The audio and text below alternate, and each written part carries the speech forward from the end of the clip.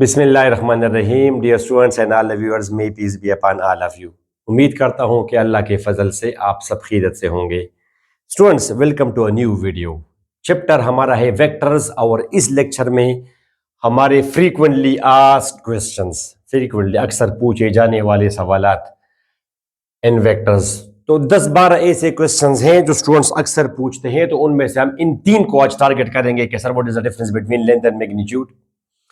ये तो अक्सर पूछते हैं why current is a scalar quantity despite of the fact that current has direction from high potential to low potential and we can find the magnitude as well, कि कितना current flow कर रहा है। तो सर ये why current as a fundamental quantity, sir velocity बराबर है distance by time, तो लिहाजा ये डिराइव्ड क्वांटिटी है। करंट बराबर है चार्ज बाय टाइम, तो ये क्यों डिराइव्ड क्वांटिटी नहीं है। स्टूडेंट्स अपने लेवल पे इस तरह सोचते हैं। हम इक्वेशन को जरा देख के वो बताते हैं। तो इस वीडियो में आपको इन तीनों क्वेश्चंस का कंप्रहेंसिव आंसर मिल जाएगा। ठीक है, तो let's begin our lecture. My name is engineer Majid Amin और हमारे यूट्यूब चैनल का नाम मैथ्स डॉट फिजिक्स, जिस पर मैं मैथमेटिक्स और फिजिक्स की वीडियोस अपलोड करता हूं।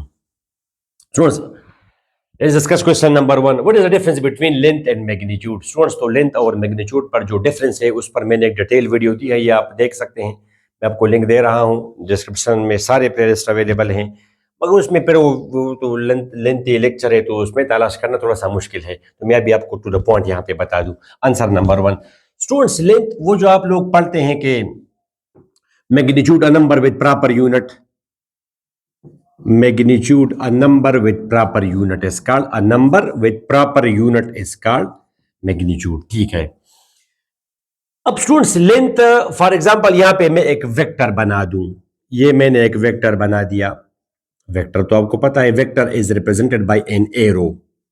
कोई वेक्टर है, ये force vector means force vector है, एक्सेलरेशन वेक्टर है, डिस्प्लेसमेंट वेक्टर है, वेलोसिटी वेक्टर है, मोमेंटम वेक्टर्स हैं, ये सारे वेक्टर्स हैं। और प्रेशर, डेंसिटी, मास, टाइम, टेम्परेचर, ये सारे स्केलर्स हैं। स्पीड।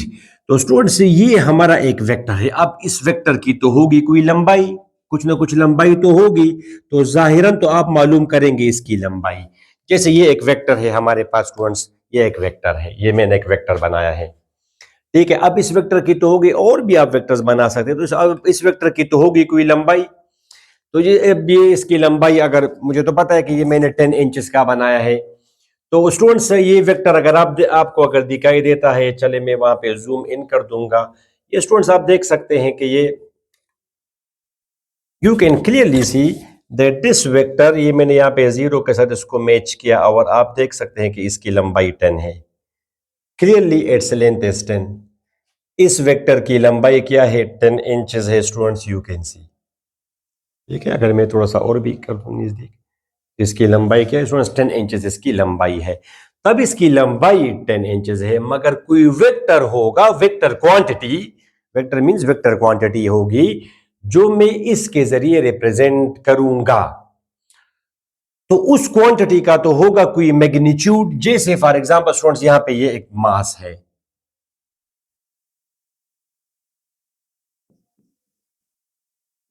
और ये वेक्टर मैंने ए से शो कर दिया, ए से यहां तक यही वेक्टर है, मैंने शो किया इसको।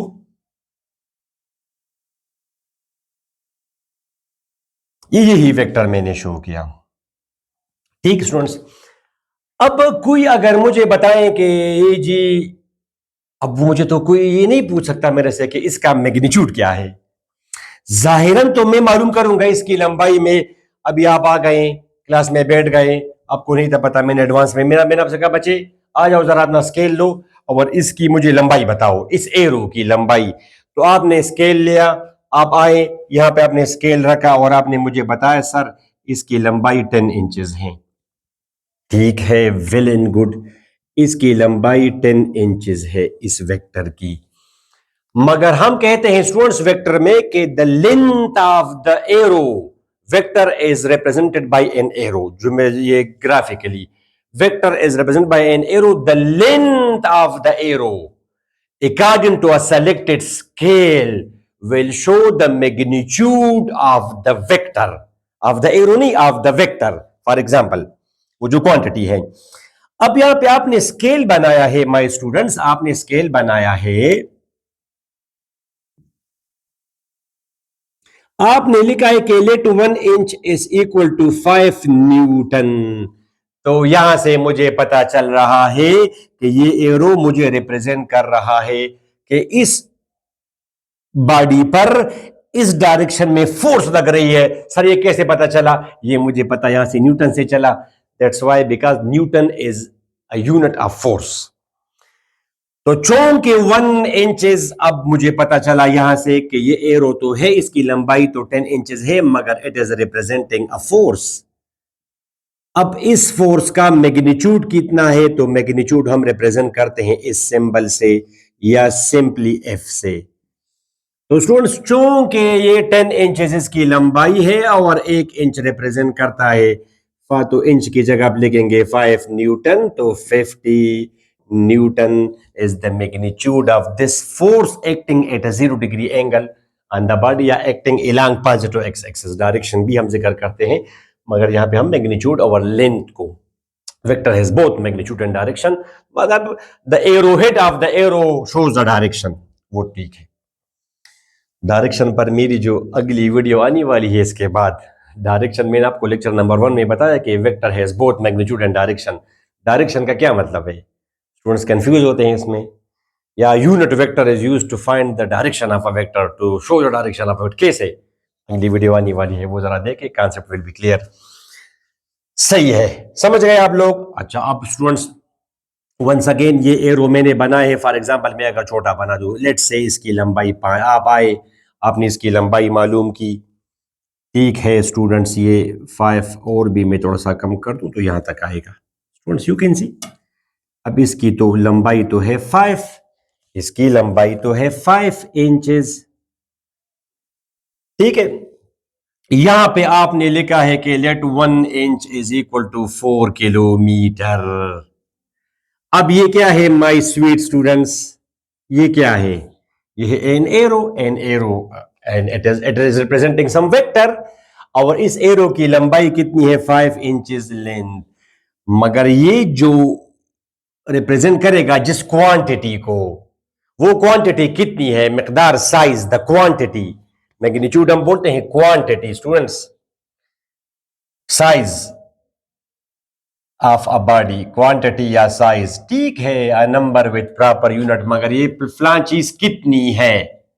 तो हम फिजिक्स की जुबान में बोलते हैं कि इसका मैग्नीट्यूड कितना है। अभी आपने देखा कि इस बॉडी पर फोर्स लग रही है, तो कितनी फोर्स लग रही है?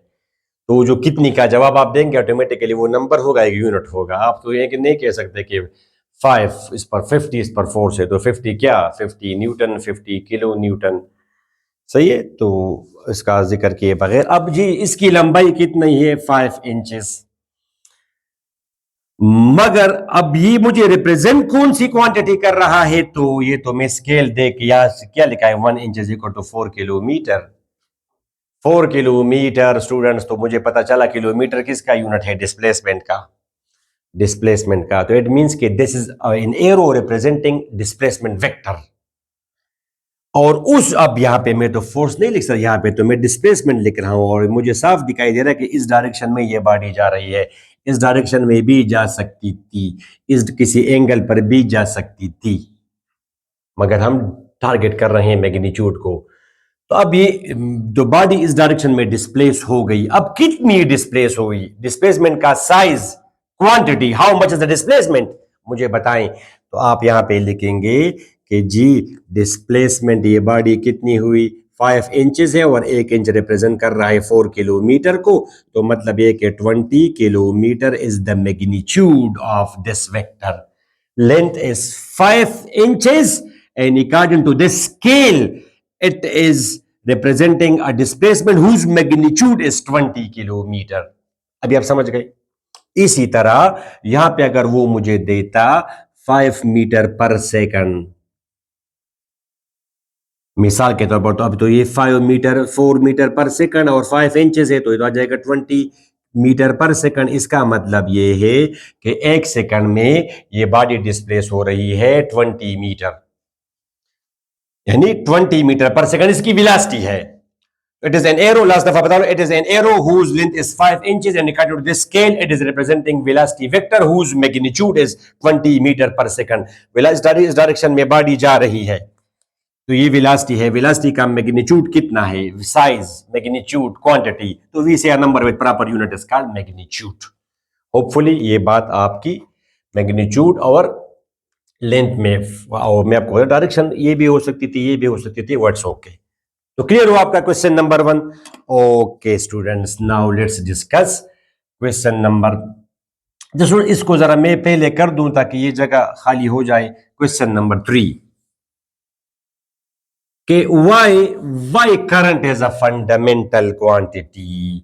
स्टूडेंट्स, तो फंडामेंटल क्वांटिटी, डिराइव्ड क्वांटिटी ये है कि 7 are fundamental quantities, length, mass, time, current, luminous intensity, temperature है और अमाउंट ऑफ सब्सटेंस। इस तरह 7 क्वांटिटीज आपको पता है।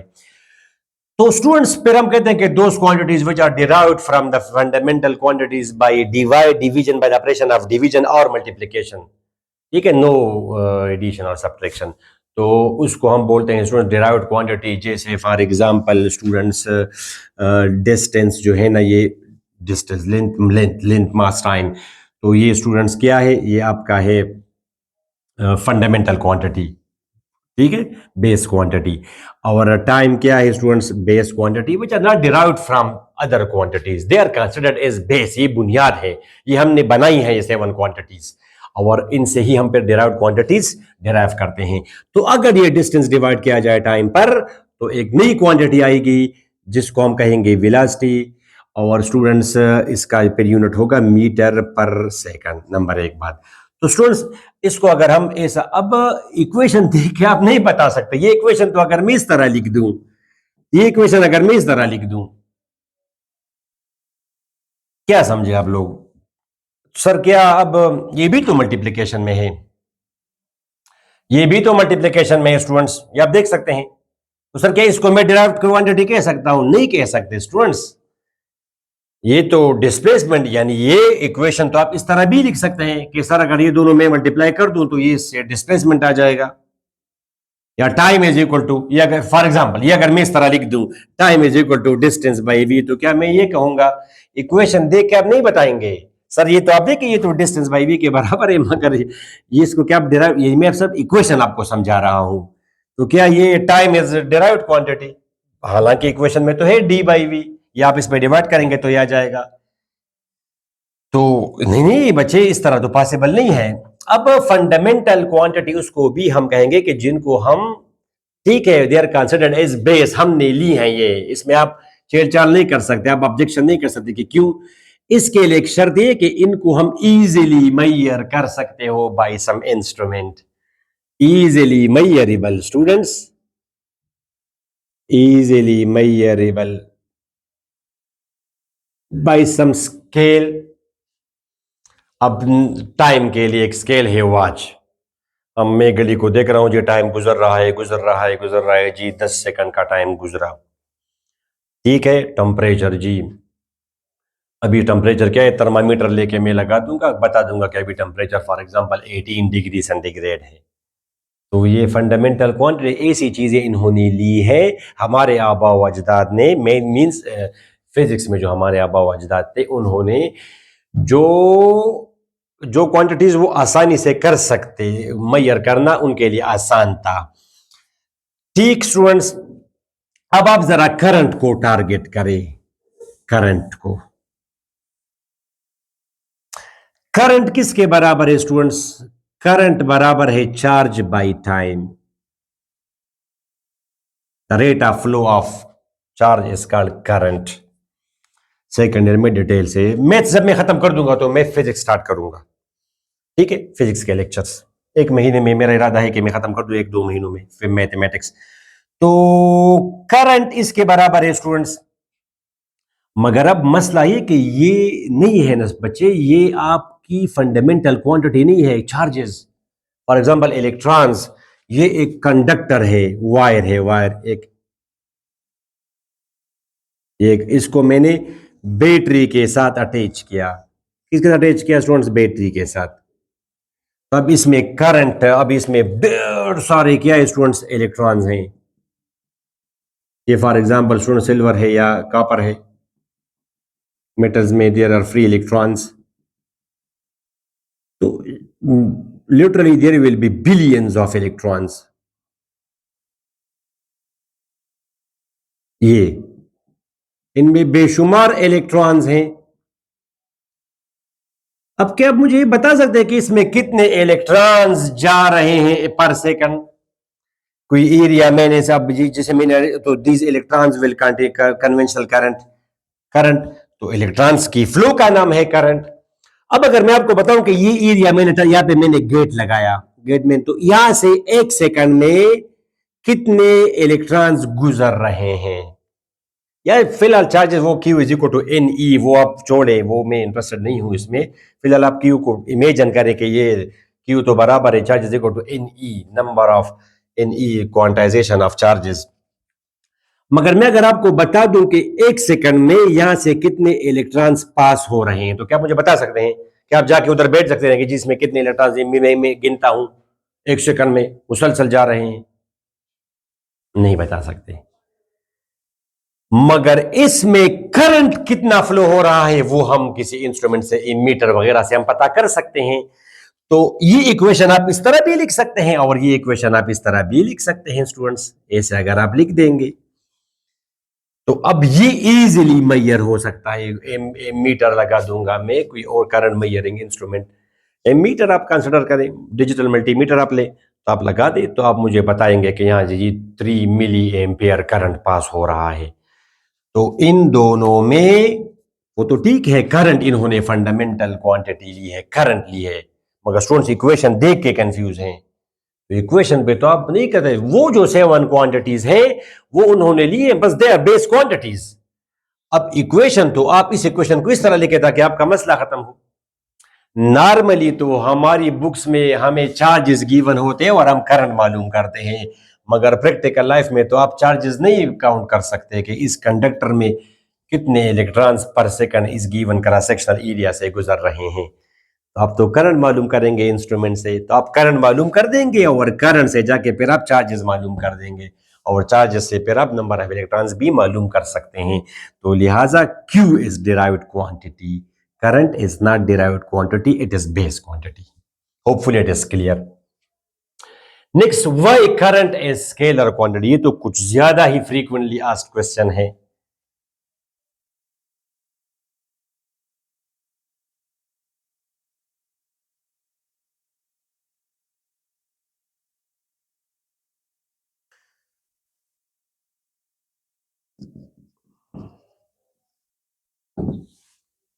Okay students, why current is a scalar quantity?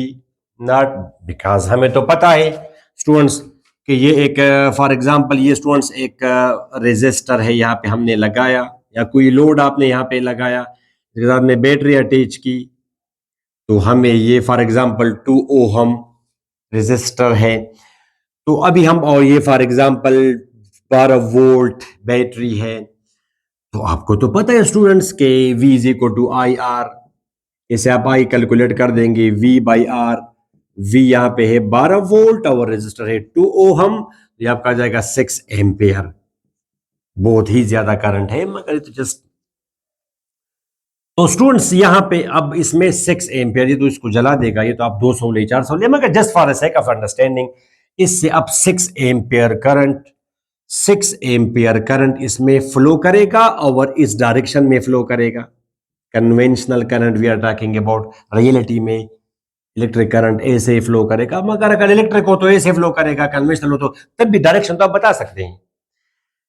तो करंट ऐसे जा रहा है, डायरेक्शन भी हमें पता है और मैग्नीट्यूड भी हमें पता चला, number with proper unit is called magnitude. तो sir why it is not a vector quantity इसे, तो दैट्स व्हाई लेक्चर नंबर 1 में मैंने आपको बताया था स्टूडेंट्स कि ये आप लोग इनकम्प्लीट डिफिनीशन करते हैं कि वेक्टर, वेक्टर में स्टूडेंट्स असल में वो तीसरा पॉइंट जिसमें पैरेललोग्राम लॉ, पैरेललोग्राम लॉ जिसमें इज एप्लीकेबल, या ट्रायंगल लॉ।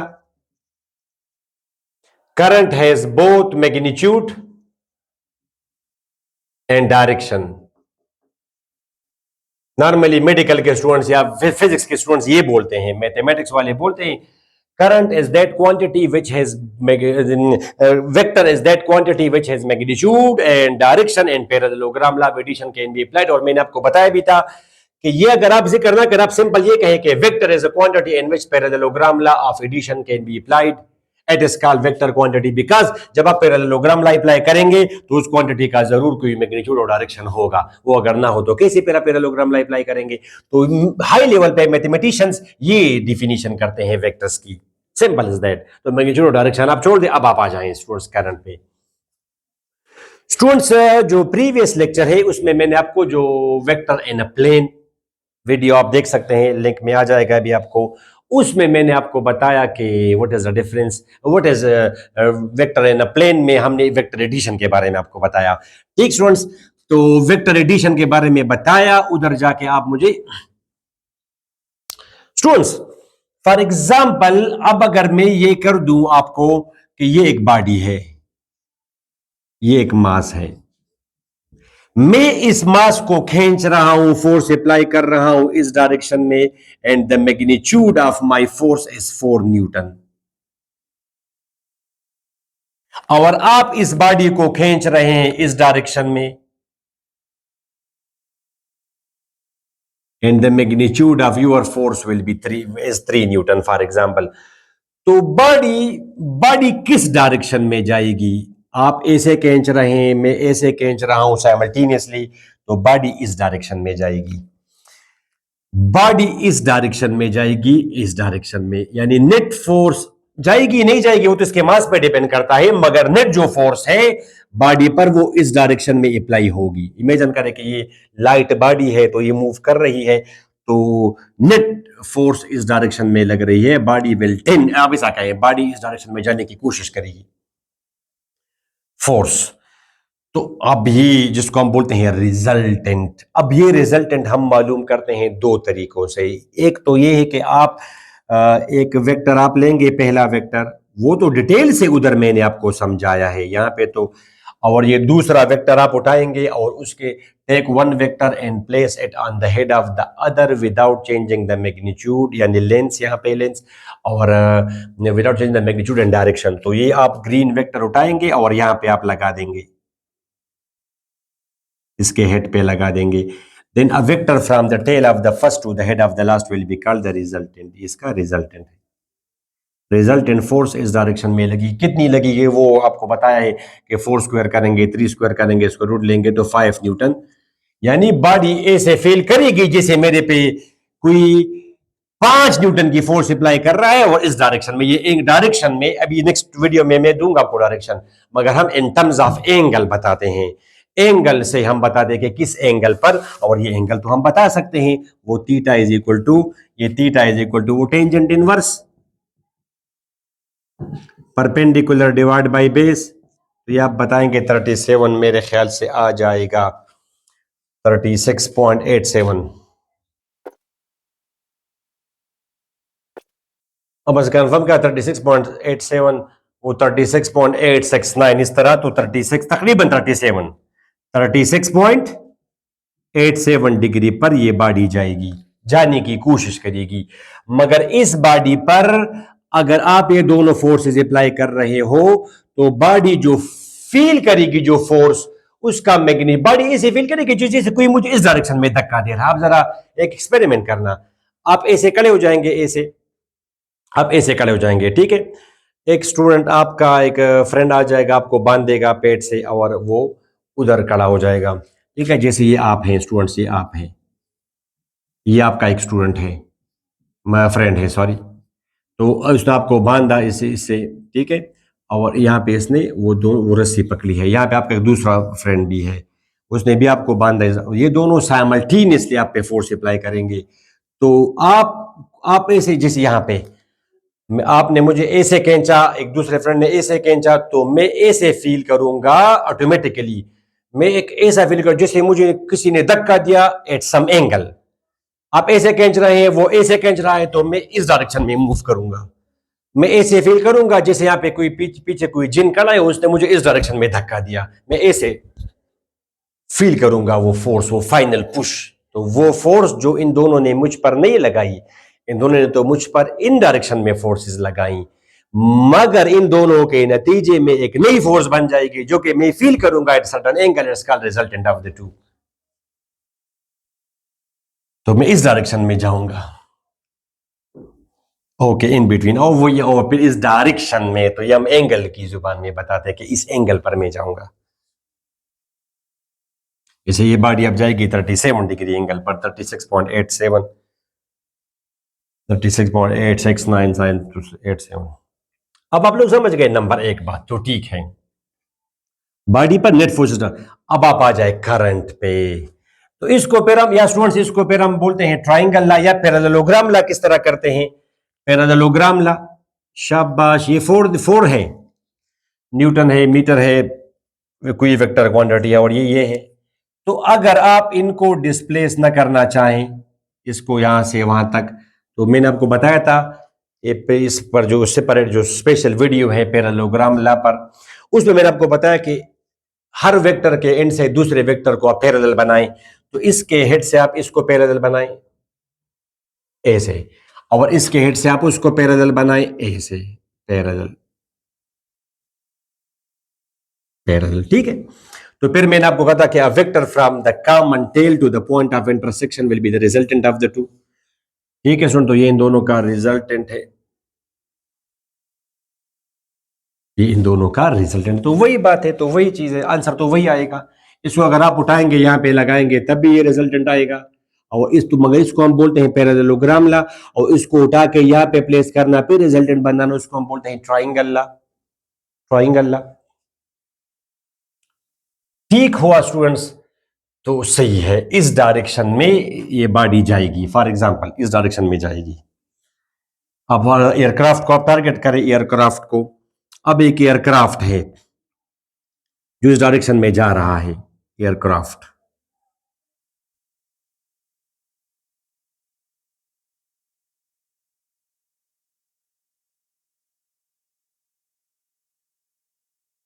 तो सब ये एक एयरक्राफ्ट है जो कि इस डायरेक्शन में जा रहा है, ठीक है। तो आप एयरक्राफ्ट इस डायरेक्शन में जा रहा है, आप इसको हॉरिजॉन्टली टारगेट करें, तो आप देख रहे हैं कि अभी यहाँ पे है एयरक्राफ्ट, थोड़ी देर बाद यहाँ पे है, थोड़ी देर बाद आप हॉरिजॉन्टल डायरेक्शन में इसके साथ साथ जा रहे हैं।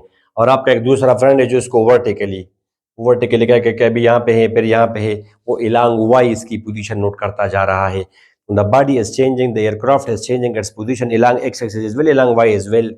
We see the body, the aircraft is moving along in a plane in two dimensions, in two dimensions, ठीक है। और प्रैक्टिकल अगर ऐसे से करेगा तो वो तो फिर 3 डायमेंशन में आ जाएगा। फिलहाल तो वो बिल्कुल सीधा जा रहा है। ओके स्टूडेंट्स, तो अब इसमें हॉरिजॉन्टल डायरेक्शन में भी वेलोसिटी है, वर्टिकल डायरेक्शन में भी वेलोसिटी है, तो फाइनल वेलोसिटी इस डायरेक्शन में है, फाइनल वेलोसिटी इस डायरेक्शन में है, ठीक है। अब करंट में तो ये स्टोरी अप्लाई नहीं हो सकती ना माय स्वीट स्टूडेंट्स। यानी ये तो आप नहीं कह सकते कि इस डायरेक्शन में फ्लो कर रहा है 4 एम्पियर करंट, और इस डायरेक्शन में करंट फ्लो कर रहा है स्टूडेंट्स 3 एम्पियर करंट। तो ये तो आप नहीं कह सकते कि बॉडी के करंट इस डायरेक्शन में 5 एम्पियर करंट फ्लो करेगा।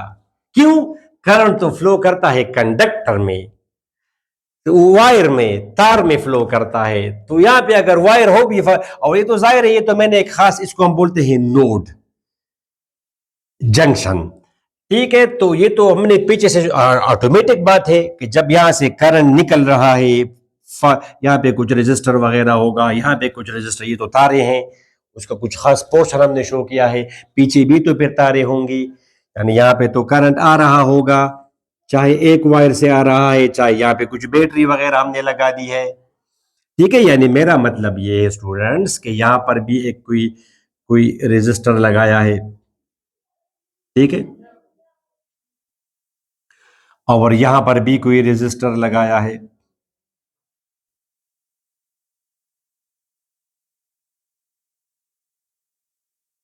ये इस तरह की कोई स्टोरी है। अब आई थिंक आप लोग समझ गए, करंट ऐसे आ रहा है, यहाँ पे रेजिस्टर्स ऐसे हैं कि बस कुछ हिस्सा इस ये रेजिस्टेंस के मुकाबले में कम है कंपेरेटिवली, तभी तो ज़्यादा करंट इसमें फ्लो हुआ, कम करंट इसमें फ्लो हुआ, वो तो आपको पता होगा। तो करंट तो स्टूडेंट्स ये तो आप नहीं कह सकते कि ये जी 4 एम्पियर करंट इस वायर में है और 3 एम्पियर करंट, तो 5 एम्पियर करंट ऐसे फ्लो करेगा। ऐसे कैसे फ्लो करेगा? हवा में फ्लो करेगा। करंट तो हवा में फ्लो नहीं करता, करंट तो फ्लो करता है कंडक्टर में। जब यहाँ पे कंडक्टर है ही नहीं तो कैसे करंट फ्लो करेगा? तो ये आप नहीं कह सकते कि इस डायरेक्शन में करंट फ्लो करेगा। ठीक है स्टूडेंट्स, तो that's why we say that current is not vector quantity, current is a scalar quantity. Current तो इसको अगर मैं घुमा दूंगा वहां पे स्टूडेंट्स, वहां पे ये फोर्स आप जरा टारगेट करें, मजीद आप जाएं स्टूडेंट्स। अब इसका रिजल्टेंट फोर्स क्या है? रिजल्टेंट फोर्स है 5 न्यूटन। ठीक है, अब ये जो है स्टूडेंट्स, यहाँ पे ये 4 एम्पियर करंट है स्टूडेंट्स, ये आपका 7 एम्पियर करंट इसमें जा रहा है, मिसाल के तौर पर। तो स्टूडेंट्स अब अगर इसको आप थोड़ा सा हटा भी दें, यानी ये 3 न्यूटन फोर्स है, इसका एंगल थोड़ा सा आप कम कर दें 3 न्यूटन को। ठीक है, तो अब जो रिजल्टेंट फोर्स है ये आप यहाँ पे आप करेंगे, इमेजिन करें तो रिजल्टेंट फोर्स की अब ज्यादा हो जाएगा मैग्नीट्यूड। वहां पे 5 था जब वो परपेंडिकुलर हो। ठीक है, ये अभी बाकी है, ये हम डिस्कस करेंगे कि मैक्सिमम मैग्नीट्यूड कितना होगा, मिनिमम कितना होगा, वो आ जाएगा। मगर अब 5 के मुकाबले में थोड़ा सा ज्यादा होगा। फॉर एग्जांपल ये 5.8 न्यूटन हो जाएगा।